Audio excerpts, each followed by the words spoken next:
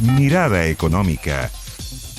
Hola, hola, ¿cómo les va? Bienvenidos a Mirada Económica a través de la pantalla de Canal 24 Horas. En una semana, en días en que la reforma tributaria, o el pacto fiscal más bien, se ha tomado la discusión en materia económica, presentada hace algunos días por el presidente Boric. Son varios elementos, aquí los vamos a profundizar en Mirada Económica con un invitado de lujo. Pero también otro tema que ha acaparado las miradas durante los últimos días tiene relación con el dólar, un dólar que ha coqueteado los últimos días en todos los 850, 860 pesos, y las repercusiones que esto puede tener para la economía, las repercusiones, la presión que le puede poner al Banco Central en esta lucha incansable, casi crónica, por bajar la inflación. También esto marca el precio de los combustibles. Lo vimos durante la semana con un alza de 27 pesos en el precio de las bencinas de 93 y 97 octanos. El efecto de este dólar que se empina largamente sobre los 800 en la nota de Nacho Atenas.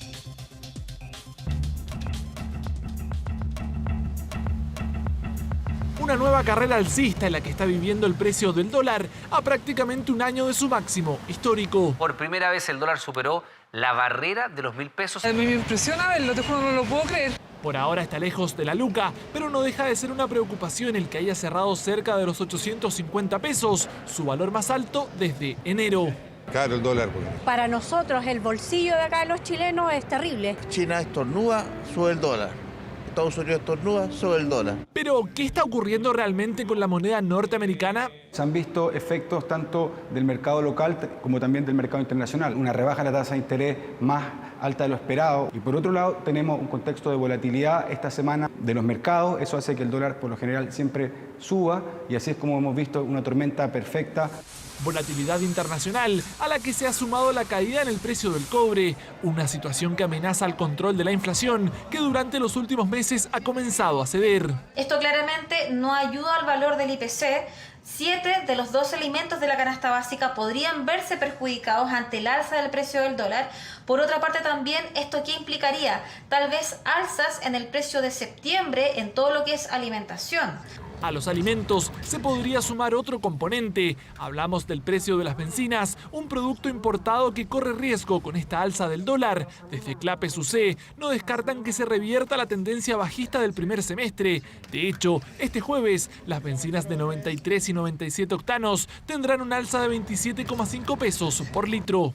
El tipo de cambio observada en las últimas semanas y las expectativas a futuro ponen una presión al alza tanto en el precio de las gasolinas de 93 y 97 como del diésel. Incremento del billete verde que le pondría luz amarilla a la baja en la tasa de interés del Banco Central.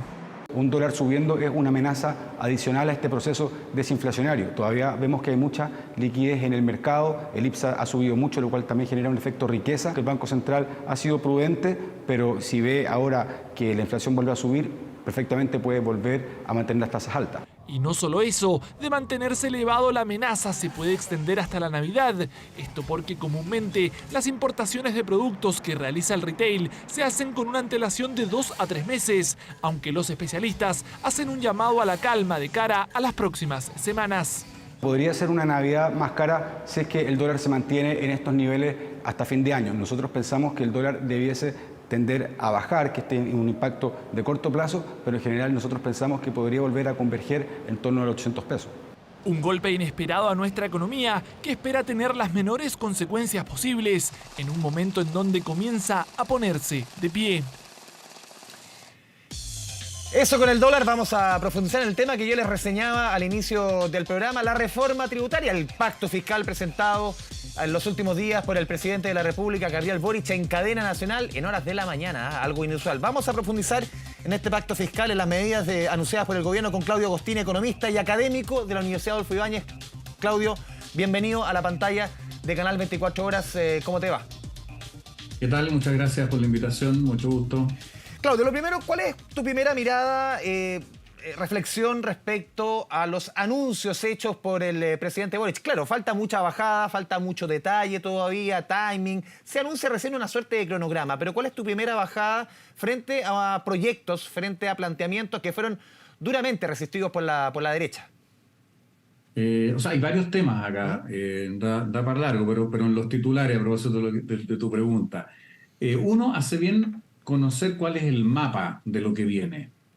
Hoy con cosas buenas, malas, no podrá gustarle más a otros menos, pero se transparentó el mapa.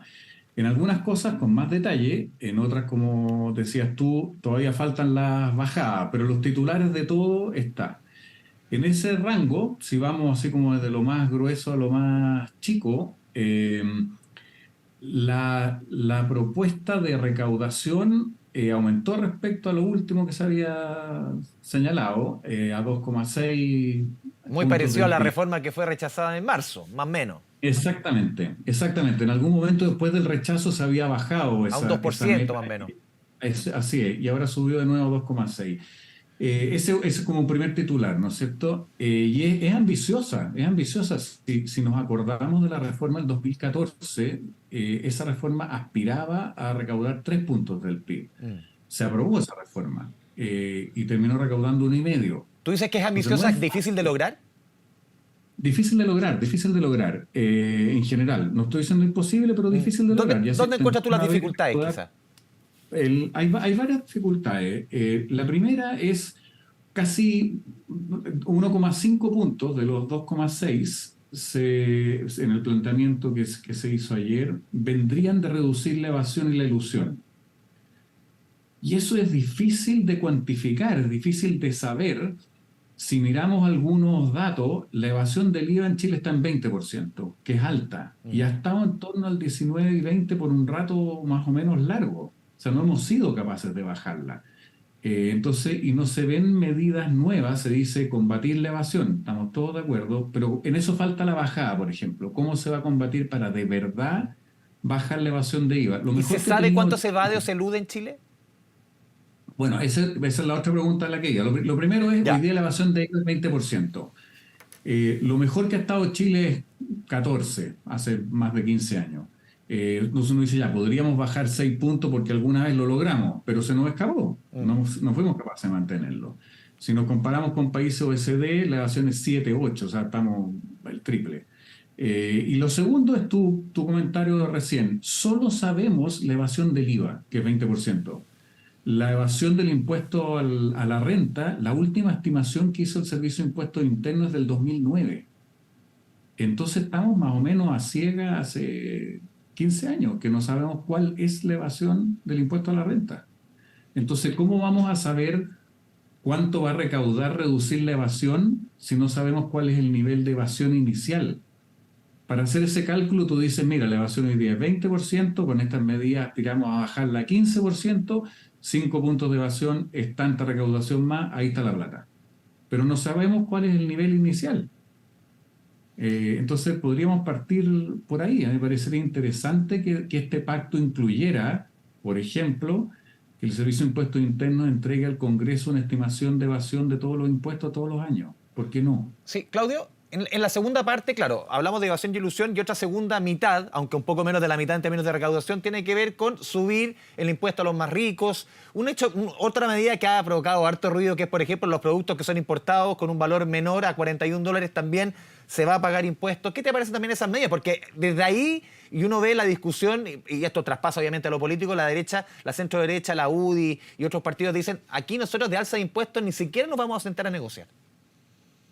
Yo sé que ahí sé que sería bueno entender cómo uno define alza de impuestos. Porque una forma es decir, ¿sabes qué? Vamos a subir la tasa de impuestos. Hoy día la tasa más alta en el impuesto a las personas es 40, estoy inventando, se va a subir a 42. Ya, eso es una forma de subir impuestos.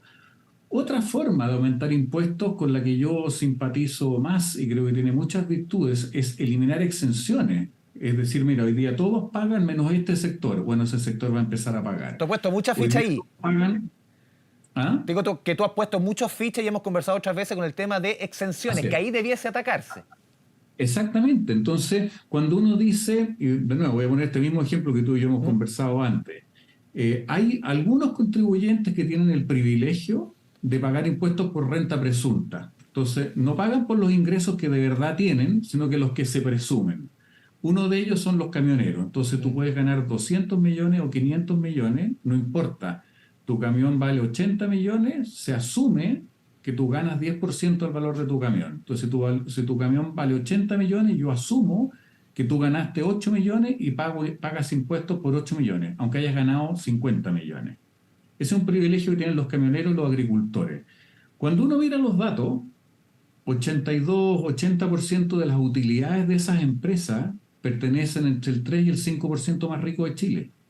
Entonces no es algo que ayude a los más pobres, sino que es un mecanismo de elusión en el cual personas de alto ingreso se disfrazan de camioneros chicos, de mineros chicos, de agricultores chicos y pagan en promedio, eso es lo que muestran los datos, la mitad de lo que deberían pagar. Entonces uno dice, eliminar la renta presunta, que es un privilegio tributario, ¿es un aumento de impuestos? Sí, por supuesto, porque hay más personas que van a pagar más. Pero es justo que paguen más porque deberían pagar más de lo que pagan y se aprovechan de ese espacio para pagar menos de lo que les corresponde de acuerdo a lo que ganan. Entonces, si uno dice, mira, vamos a aumentar la recaudación eliminando exenciones, eliminando estos regímenes especiales que generan injusticia, inequidad tributaria, se gasta una plata enorme en un ejército de contadores y abogados tributaristas para aprovechar los resquicios, a mí me parecería una buena reforma, un buen avance. Pero se eligió otro camino. ¿Cómo lo ves tú? El otro camino lo menciona, en la presentación del ministro Marcel lo menciona, reducir exenciones. No hay detalle, y por eso que tú decías falta la bajada, no están los detalles de cuáles exenciones, cuáles se van a eliminar, en cuánto tiempo, cuánto recauda cada una. Y ese trabajo está relativamente hecho. El informe que hizo el Fondo Monetario y la OECD, que lo conversamos hace un tiempo atrás, menciona cuál es el listado de exención y todas las que no tienen ningún sentido y serían eliminar todas. Claro. La renta presunta es una de ellas, por ejemplo. Sí. Te quiero citar, hay varias entrevistas y aquí siempre se cruza lo ideológico, cada uno saca sus números, sus estudios, de acuerdo, cada uno ya agua para su molino aquí, todas las discusiones que hemos tenido de temas tributarios. Pero quiero citarte una frase del exdirector de presupuesto del gobierno del presidente Piñera, Matías Acevedo, dice: hay momentos malos, muy malos, pésimos para hacer estos anuncios. Y el gobierno eligió estos últimos, o sea, un pésimo momento. ¿Hay un buen momento para una reforma tributaria? Porque, no sé, desde que yo reporteo economía hace 20 años, siempre es un mal momento. O que la economía está muy bien, la vamos a frenar, la economía está muy mal, que no se recupera. ¿Hay algún buen momento para una reforma tributaria? No, yo creo que no existe eso, porque si la economía está en un periodo bajo, más recesivo como ahora, van a decir, no, ¿cómo vas a subir la carga tributaria ahora cuando justo estamos en el periodo malo? Cuando estás en el periodo bueno, te van a decir, bueno, aprovechemos el periodo bueno, porque justo si ponen los impuestos vamos a matar el periodo bueno. Al final no existe. Yo, más allá de momento bueno, momento malo, soy partidario que la mirada sea, ¿hacemos cambios buenos o cambios malos? Independiente del momento. Entonces, por ejemplo, dado lo que estábamos conversando, eliminar exenciones tributarias siempre es bueno. No hay momento malo para hacer eso. No hay momento malo. Estoy inventando el otro extremo, digamos, poner un impuesto que afecte la inversión siempre es malo. No hay momento bueno o momento malo. Entonces, mi llamado sería como a tratar de mirar mejor qué instrumentos son buenos y tenemos buena evidencia que la respalda de cosas que hacer y cosas que son malas de hacer independiente del momento. Hay cosas que son siempre buenas y cosas que son siempre malas. Y por último, si uno tuviera alguna discusión respecto al momento, siempre se pueden hacer las cosas graduales. Uno puede decir, mira, vamos a legislar ahora y vamos a aprobar esta eliminación de la exención. Y esa eliminación se va a hacer gradual en 3 años y empieza a regir en 2 años más. Y cambiaste el momento a pesar de legislar ahora. No me parece que sea un obstáculo. Claro. Claudio, en este mismo argumento, cuando se habla de momentos buenos, momentos malos, siempre se repite lo que sucedió el 2014 con la famosa reforma Arenas. Y uno ha escuchado, ayer me tocó conversar con diputados de la UDI, por ejemplo, Guillermo Ramírez, y otros que han dicho, a ver, esa fue la que significó que nuestra economía retrocediera, que se frenara el crecimiento, como si fuera la causa de todos los males. Es un argumento político por la reforma Arenas. Incluso hay un análisis hecho por la economista Michelle Lavey. Ella decía, esta reforma significó un retroceso, una caída en el crecimiento cercano al 2,2% anual para nuestra economía en los últimos años. ¿Fue tan mala, tuvo tantos efectos la reforma de Alberto Arenas del 2014 para que se ciñan ahí todas las miradas de que esta es la causa de todos los males? A ver, no tenemos ningún estudio serio, ni hay evidencia que respalde esa afirmación. Y para ser bien directo y bien franco, aunque estas cosas cuesta decirlas, el estudio de Michelle Lavey no tiene los estándares mínimos de un estudio de la profesión de economista. O sea, es un estudio que si ella lo presentara en cualquier conferencia de impuestos internacional, probablemente no se lo aceptarían ni para presentarlo, pero además la destruirían porque no tiene los estándares mínimos de la profesión. Entonces, yo lo descarto porque ese es el tipo de estudios más ideológicos que parten con la conclusión y después miran los datos atrás para que les dé la conclusión que quieren hacer. Así de duro y franco quiero ser con eso. Pero lo que es complejo, esa reforma sin duda que tuvo efectos negativos, eso no hay duda, pero es súper difícil cuantificarlo. Han pasado 9 años de esa reforma y han pasado muchas cosas. Ha habido crisis internacionales, ha habido guerra a Ucrania, ha habido una quiebra de empresas financieras importantes, ha habido pandemia. Entonces, de verdad, echarle toda la culpa a una cosa cuando han pasado 18 cosas es poco serio, es poco serio. Podemos saber de algunos de los efectos de esa reforma que sin duda tenían efectos negativos porque afectaban el ahorro y afectaban la inversión, pero cuantificarlo y aislarlo de 20 cosas más que pasaron, la verdad es que la economía no tiene herramientas para hacer eso. Sí, Claudio, desde la oposición también se ha esgrimido mucho de que se podría financiar la PGU, incluso se podrían financiar 2 PGU.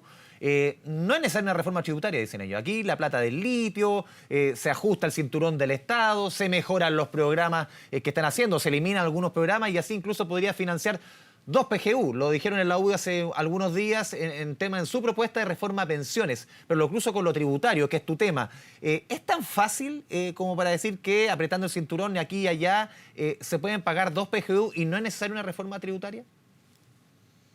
La evidencia es que no es tan fácil. No sabemos la magnitud, pero ahora yo sí creo que es un ejercicio que hay que hacer. Evaluemos todos los programas del gobierno y decidamos los que son más malos, eliminarlos y usar esa plata en otras cosas, sin ninguna duda. O sea, eso me parece correcto.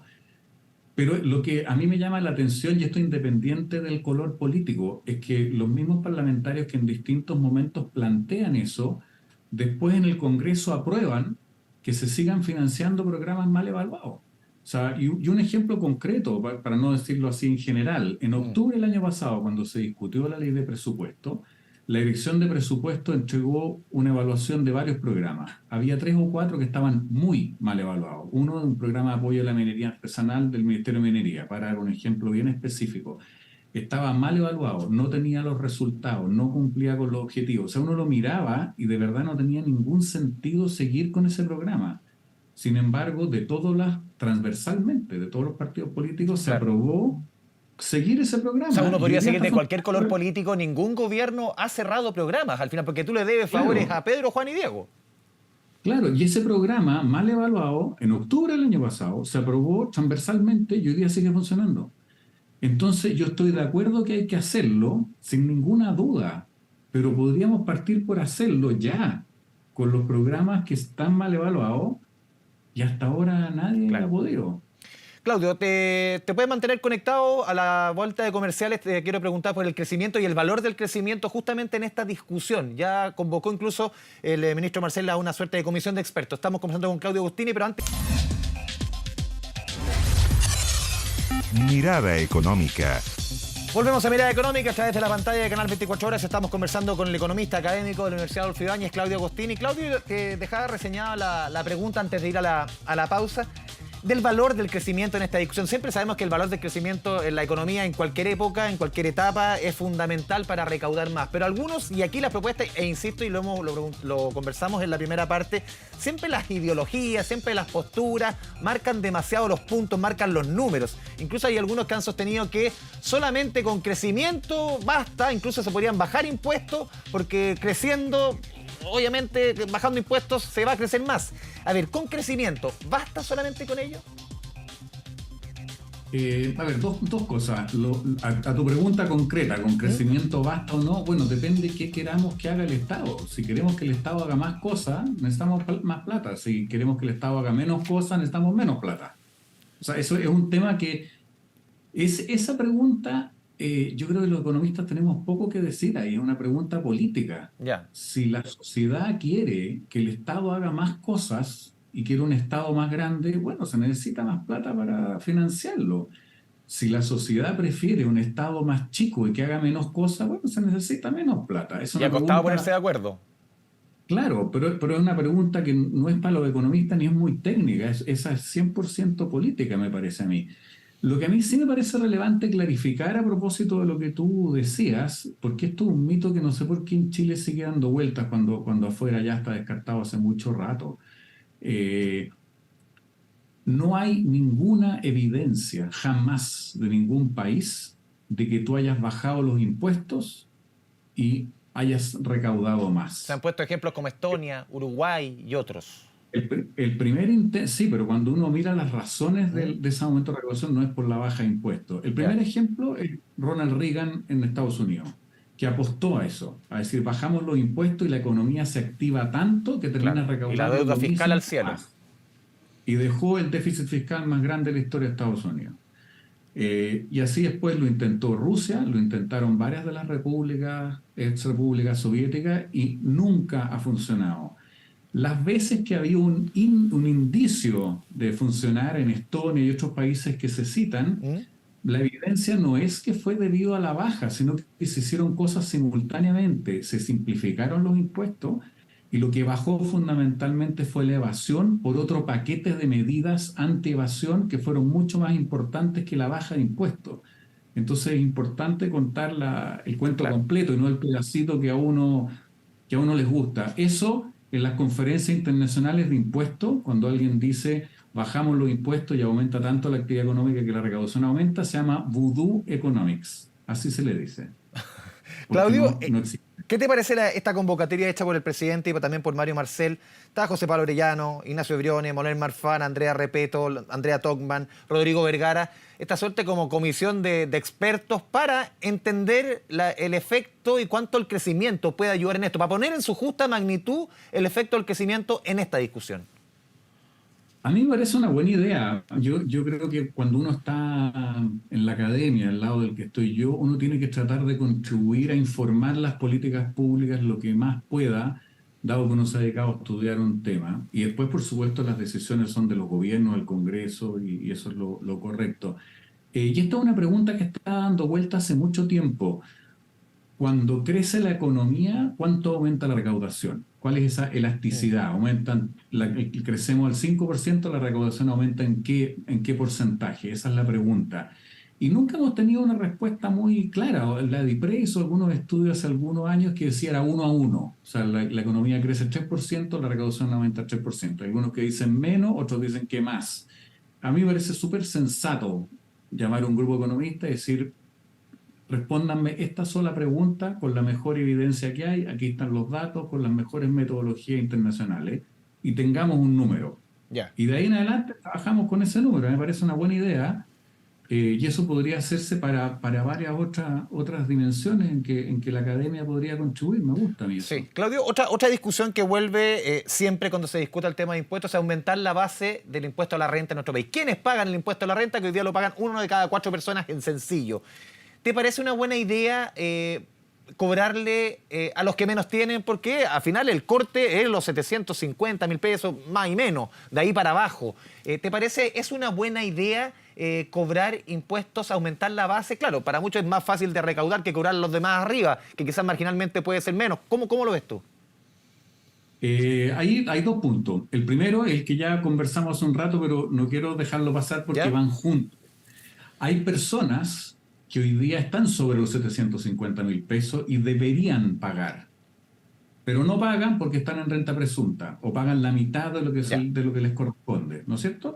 Entonces, cuando tú dices ampliar la base, lo primero es ampliemos la base a que todos pagan lo que les corresponde pagar, y eso elimina exenciones, elimina regímenes especiales. O sea, los que debiesen pagar, que paguen primero. Exactamente, los que deberían pagar, que paguen y paguen la cantidad que les corresponda. Eso es lo primero. Y lo segundo, y eso es exenciones y regímenes especiales que conversamos antes. Y lo segundo es, hoy día, en el impuesto al ingreso, hay 75% de las personas que no pagan. Porque la ley dice que no paguen, para que nadie se confunda. Claro, no es que no quieran.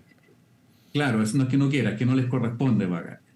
Cuando uno mira los países OECD, algo que nos gusta tanto compararnos con la OECD, es 1/3 el que no paga. O sea, allá estamos al revés. 2/3 pagan, 1/3 no paga. Acá 3/4 no pagan, 1/4 paga. A mí me parece que es una buena idea ir gradualmente bajando ese monto exento para que más personas paguen. Entre otras cosas, porque hay bastante evidencia que la gente tiene conciencia que paga impuestos cuando pagas impuesto al ingreso y menos conciencia cuando pagas otro como el IVA. Ya. El IVA, la gente no se da cuenta que lo paga. Está en el precio de las cosas y las cosas cuestan lo que cuestan y no hay tanta conciencia que pagaron impuestos. Cuando te descuentan un poquito de tu sueldo, tú te das cuenta que estás pagando impuestos y en general la evidencia que tenemos es que eso hace que la gente le exija más al Estado. Yo te estoy financiando y entonces me tienes que hacer las cosas bien. ¿Dónde está el punto respecto a lo que tú decías de que le vamos a cobrar más a los más pobres o a la clase media? Yo creo que es posible, los números dan, aquí de nuevo es un tema político, que uno puede hacer la siguiente mezcla, que se hace cargo de tu punto y yo creo que es súper relevante. Tú podrías bajar el tramo exento de 750.000 a, digamos, 500.000, ¿ok? Entonces, las personas que ganan más de 500.000 van a pagar y hoy día no pagan. Y uno dice, chupaya, hay gente que gana 500.000 pesos. Pero supongamos a alguien que gana 600.000 y el tramo que vamos a poner de arriba de 500.000 es 5%. Entonces tú ganas 600.000, pagas por tus ingresos sobre 500.000. Que son 100.000, te cobran 30 una tasa del 5%, 5.000 pesos. ¿No es cierto? 5 lucas. La persona que hoy día no paga, va a pagar 5 lucas. Y tú decís, chuta, ¿es más? Sí, es más, por supuesto. 0, ahora 5 lucas. Tú podrías, junto con hacer eso, bajar el IVA 1 punto o 2 puntos. ¿Se netea? Claro, para compensar desde el punto de vista de los ingresos de los más pobres. Entonces, esa persona hoy día paga 0 impuesto al ingreso y en este ejemplo que estamos va a pagar 5 lucas, ¿ok? Ya, pero esa persona, por todo lo que compra, que es todo su ingreso, porque no le da para ahorrar, con 500 lucas, paga 19% de impuesto de las 500 lucas. Todo. Entonces, claramente una mejor idea.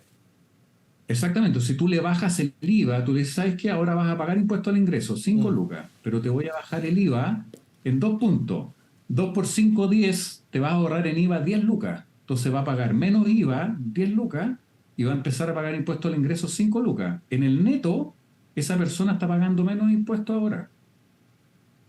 Y uno puede hacer esos números de tal forma que la recaudación quede constante. A mí me gusta una mezcla así, que más personas paguen y les bajamos el IVA, que es un impuesto regresivo, y más que compensa para los más pobres. Sí, el tema es que el mundo político escucha. Mi propuesta, por lo menos, para discutirla. Sí. Los números van. Claudio Agostini, como siempre, un placer conversar contigo a través de la pantalla de Canal 24 Horas de Mirada Económica. Muchas gracias, Claudio, por este espacio. Con gusto, gracias por el espacio para dar tiempo para explicar. Y que se repita. Enredada, encantado.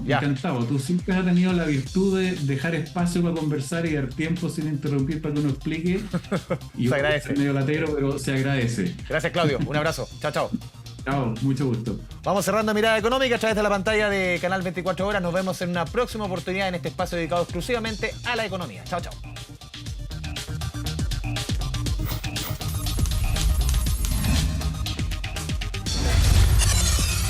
Mirada Económica.